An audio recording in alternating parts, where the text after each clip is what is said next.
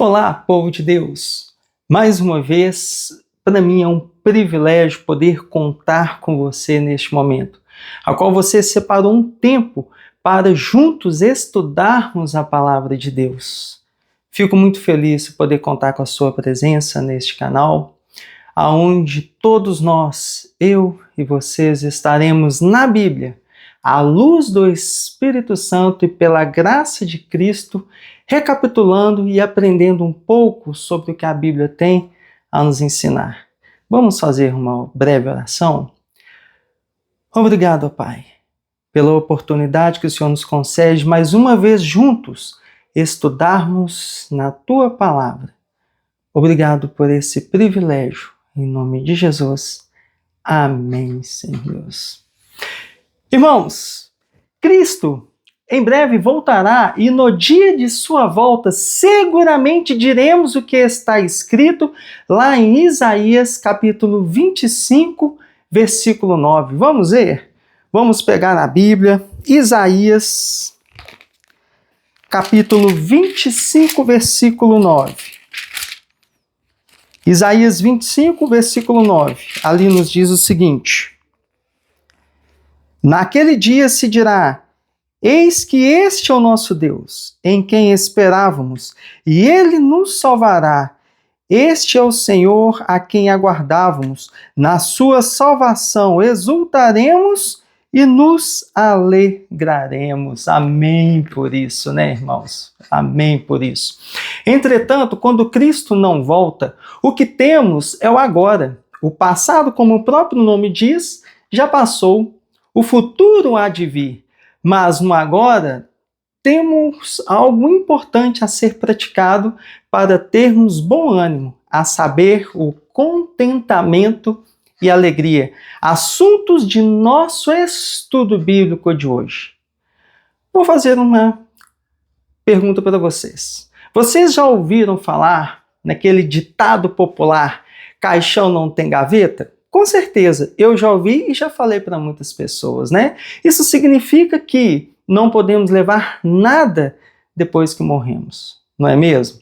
Agora, será que o sentido desse ditado tem também na Bíblia?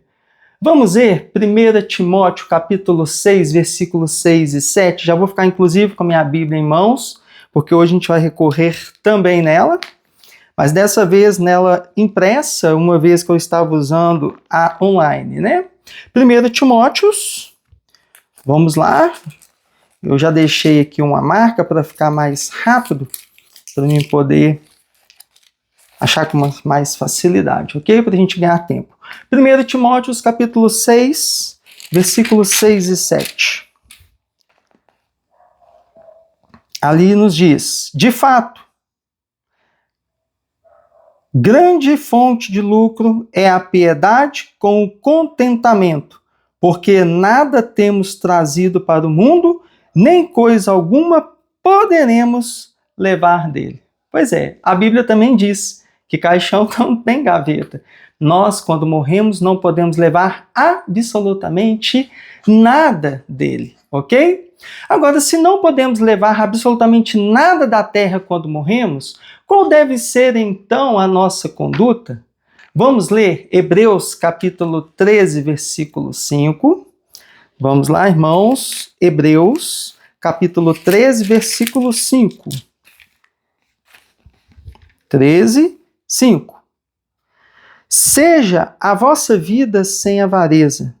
Contentai-vos com as coisas que tendes, porque ele tem dito: de maneira alguma te deixarei, nunca jamais te abandonarei. Olha que lindo! Seja a vossa vida sem avareza, contentai-vos com o que tendes, porque Deus, ele não irá nos abandonar. E 1 Timóteo 6,8, vamos voltar lá agora no versículo 8. 1 Timóteo capítulo 6, versículo 8 diz: Tendo sustento e com o que nos vestir, estejamos então contentes. Tem você o que comer e o que vestir? Esteja contente com isso. Não tem? Calma. Tem a solução na Bíblia, ok? Vamos lá então, meus queridos. Em 1 Timóteo, capítulo 6, versículo 8, ali está escrito, então, tende sustento e com o que nos vestir, estejamos contentes, não é mesmo? Cristo nos ensina em que não devemos andar inquietos. E este ensino está lá em Mateus, capítulo 6, versículo 31 e 32. Vamos lá? Mateus, capítulo 6. Opa. Versículos 31 e 32.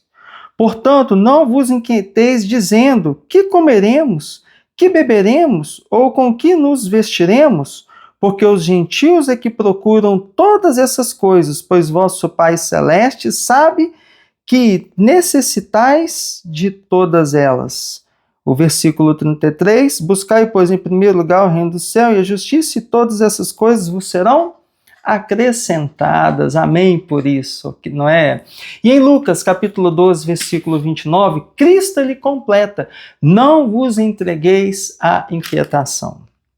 A riqueza material e financeira geralmente são um campo para inquietações, não é mesmo? Mas faço-lhes uma pergunta: ser rico é pecado? Obviamente que não. Entretanto, a riqueza deve ser um processo natural e não um desejo.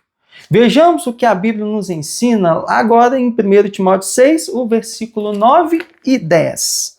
1 Timóteo, aí volta lá de novo, capítulo 6, porém agora o versículo 9 e 10.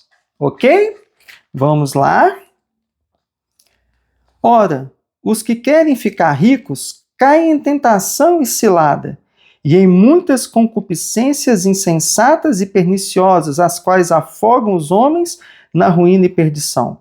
Porque o amor do dinheiro é a raiz de todos os males, e alguns nessa cobiça se desviaram da fé e a si mesmos se atormentaram com muitas dores. Com certeza, você conhece pessoas como eu também, que sacrificam família, sacrificam o sono, a saúde própria em prol de se tornar rico. Será se vale a pena? Obviamente que não. Sobre contentamento, Cristo nos ensina através de uma ilustração que encontramos em Lucas, capítulo 12, versículos 24, 27 e 28. Vamos ler? Lucas, capítulo 12. Vamos lá. Mateus, Marcos, Lucas, capítulo 12. O versículo 24 primeiro. Observai os corvos, os quais não semeiam, nem ceifam, não têm despensa nem celeiros, todavia Deus os sustenta. Quanto mais vales do que as aves? O versículo 27. Observai os lírios, eles não fiam nem tecem. Eu, contudo, vos afirmo que nem Salomão, em toda a sua glória, se vestiu como qualquer deles. E o versículo 28. Ora, se Deus veste assim a erva que hoje está no campo e amanhã é lançada no forno, quanto mais tratando-se de vós homens de pequena fé. Paulo, em Filipenses capítulo 4, versículo 11, relata o que aprendeu sobre contentamento. E ele diz que aprendeu a viver contente em toda e qualquer situação de vida. Por muitas vezes o ser humano esquece de uma antiga promessa que está lá em Gênesis capítulo 8, versículo 22, o qual deve nos levar ao contentamento. Vamos ler Gênesis capítulo 8, versículo 22. Primeiro livro da Bíblia, Gênesis,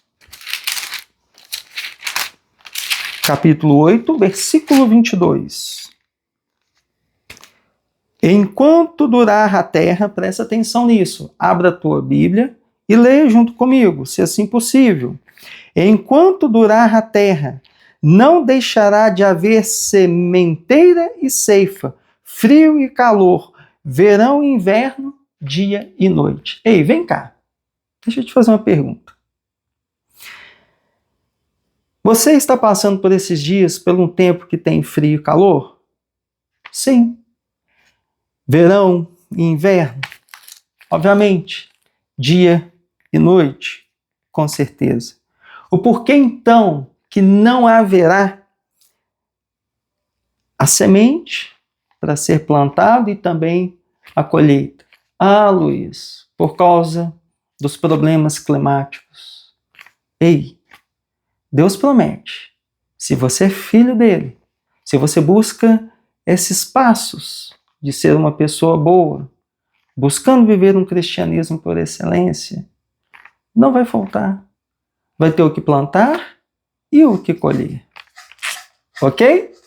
Mesmo que você aplique essa promessa em sua vida, a humanidade ela tende à ansiedade. Entretanto, se nós encontrarmos ansiosos, a Bíblia, lá em 1 Pedro, capítulo 5, versículo 7, nos ensina o que devemos fazer.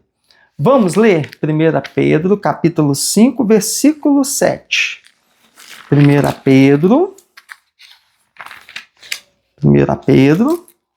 capítulo 5, versículo 7. Lançando sobre ele toda a vossa ansiedade, porque ele tem cuidado de vós. Ei, lance sobre Deus toda a vossa ansiedade, porque Deus tem cuidado de mim e você. Ei, presta atenção no que eu vou te dizer aqui agora. Memorize estas frases e repita, reflita também no seu dia a dia. Primeira frase.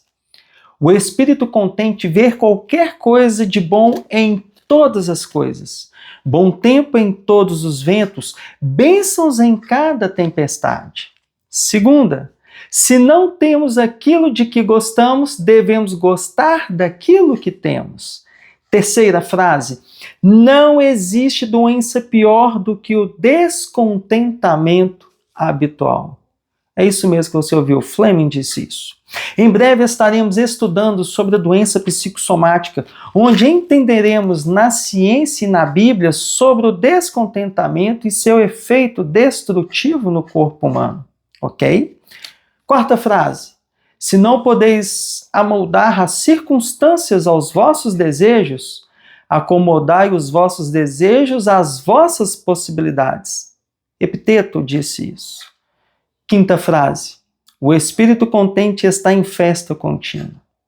Agora uma pergunta reflexiva para você que eu a faço todos os dias, para mim mesmo. Você tem o que comemorar em meio às dificuldades da vida? E a alegria, Luiz? Onde entra a alegria nesse contexto?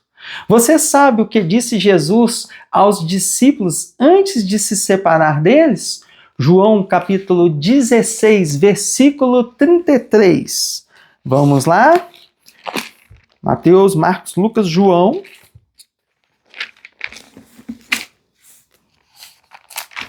João capítulo 16, versículo 33.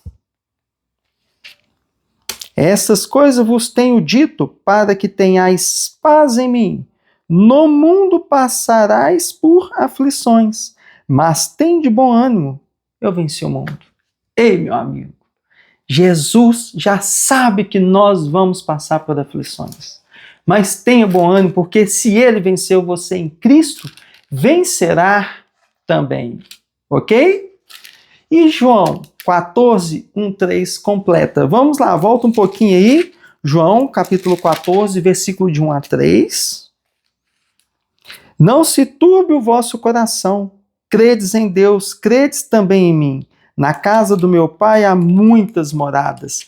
Se assim não fora, eu vos teria dito, pois vou preparar-vos lugar. E quando eu for e vos preparar lugar, voltarei e vos receberei para mim mesmo, para que onde eu estou, estejais vós também. Nossa, que bênção isso, né, irmãos? Olha só, em resposta, devemos, segundo Salmos, capítulo 100, versículo 2, agir da seguinte forma: Sirva ao Senhor com alegria, apresentando diante dele com cânticos. É isso mesmo. Sabemos na ciência humana que a alegria produz um efeito positivo no coração. E Provérbios, capítulo 17, versículo 22, muito antes da ciência humana, já nos ensinava que o coração alegre é bom remédio, mas o espírito abatido faz secar-se até os ossos.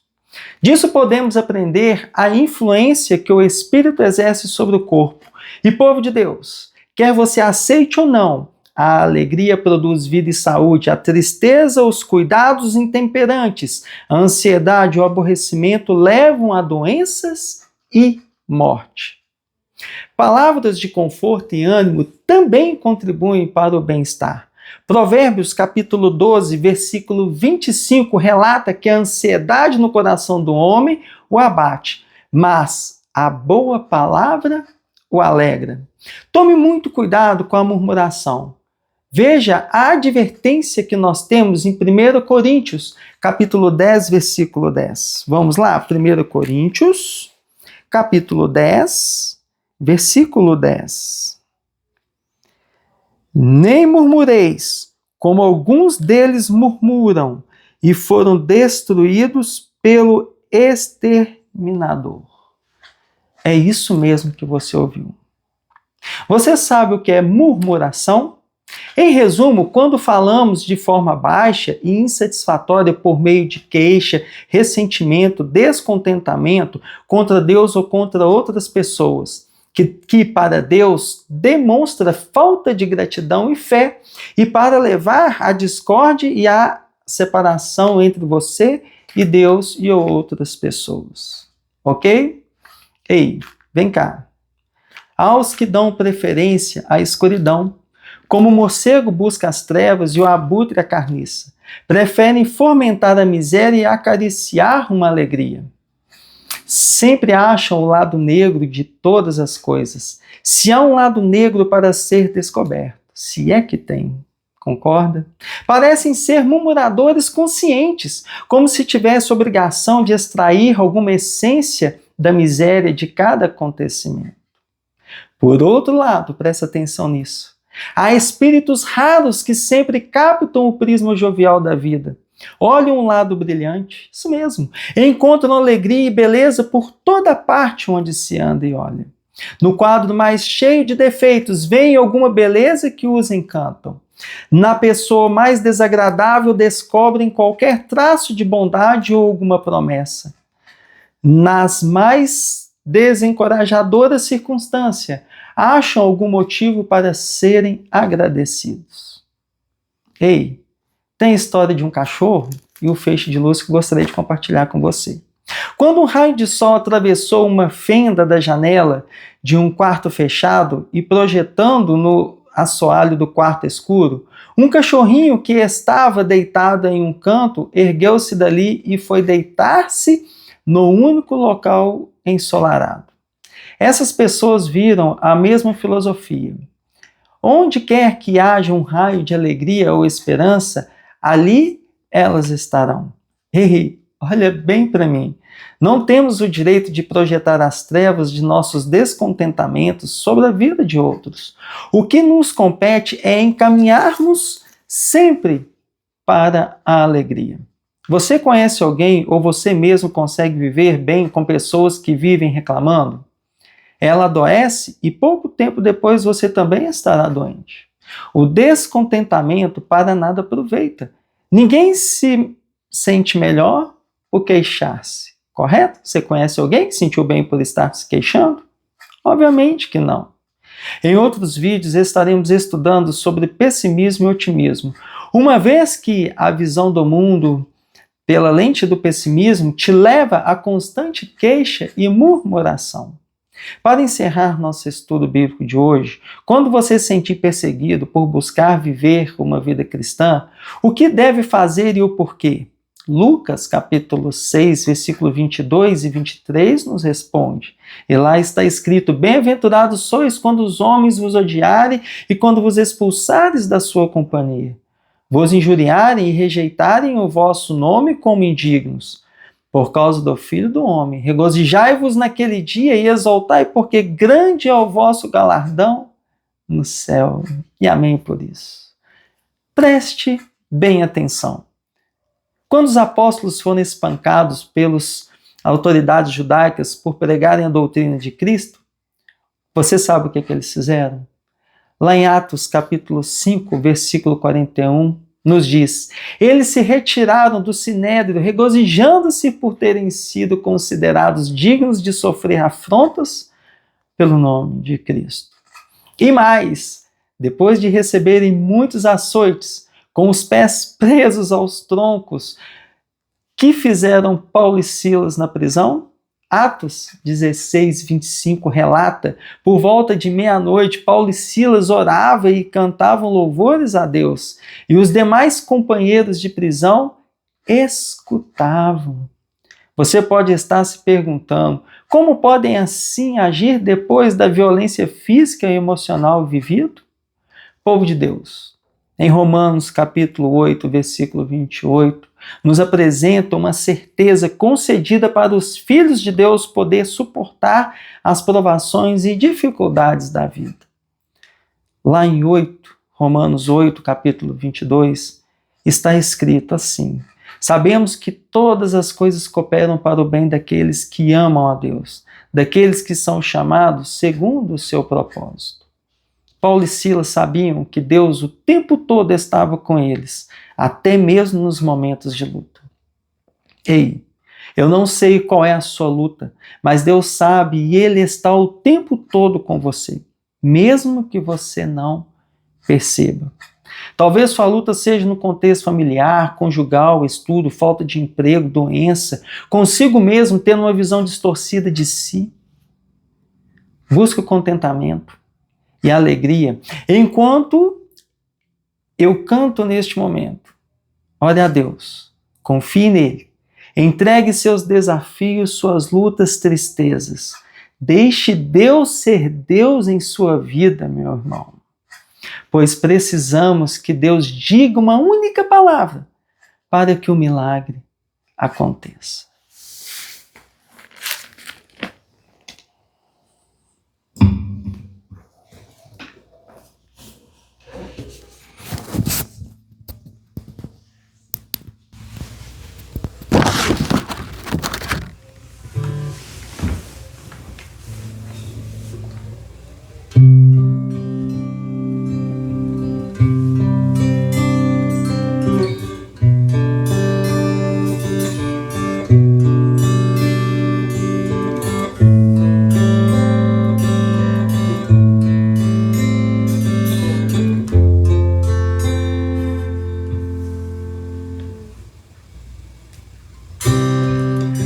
Preciso que tu venhas à minha casa.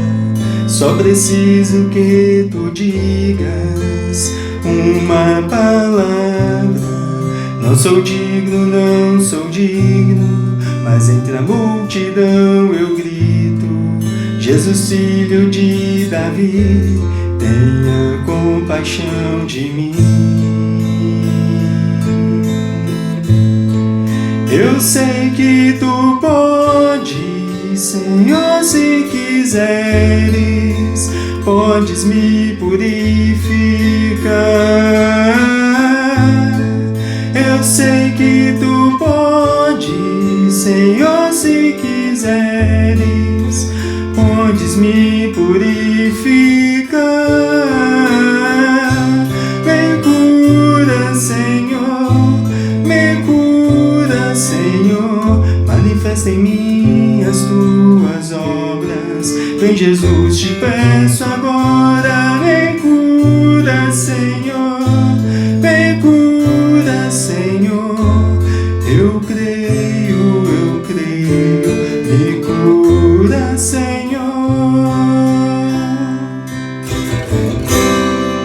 Em teu manto eu me agarro e recebo poder.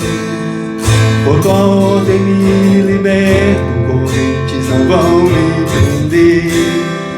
Toque agora os meus olhos com teu barro curador. Chama agora o meu nome, me levanta, Senhor. Eu sei que tu podes, Senhor, se quiseres, podes me purificar. Eu sei que tu podes, Senhor, se quiseres, podes me purificar. Me cura, Senhor, me cura, Senhor. Manifesta em mim as tuas obras. Vem, Jesus, te peço agora. Me cura, Senhor, me cura, Senhor. Eu creio, me cura, Senhor.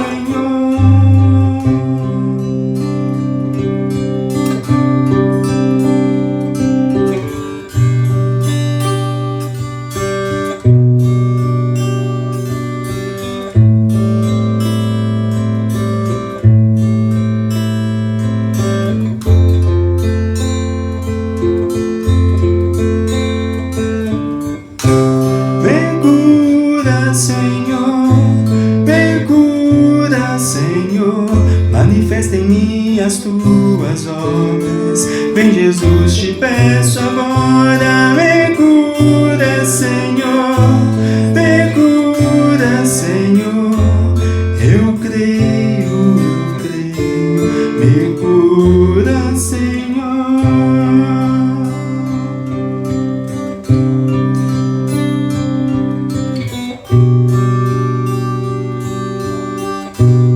Entregue sua vida a Deus.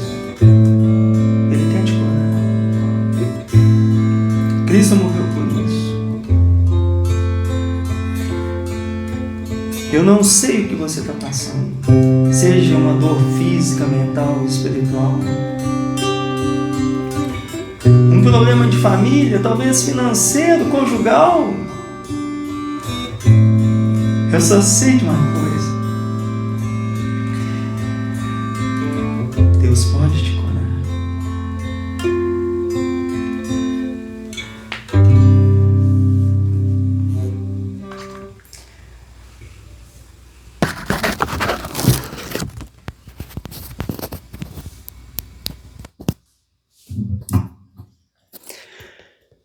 Filipenses, capítulo 4, do versículo 4 nos diz: alegrai-vos sempre no Senhor. Outra vez digo, alegrai-vos. Oremos. Senhor Deus, obrigado por este momento, ó Pai. Podemos mais uma vez a Bíblia, estudarmos, recapitularmos e aprendermos um pouco sobre o contentamento e alegria. Que nós possamos, ó Pai, à luz do Seu Santo Espírito, com o poder de convencimento do Espírito Santo, nos contentar com o que temos e também andarmos alegres, mesmo em meio à adversidade. Obrigado por tudo, em nome de Jesus. Amém.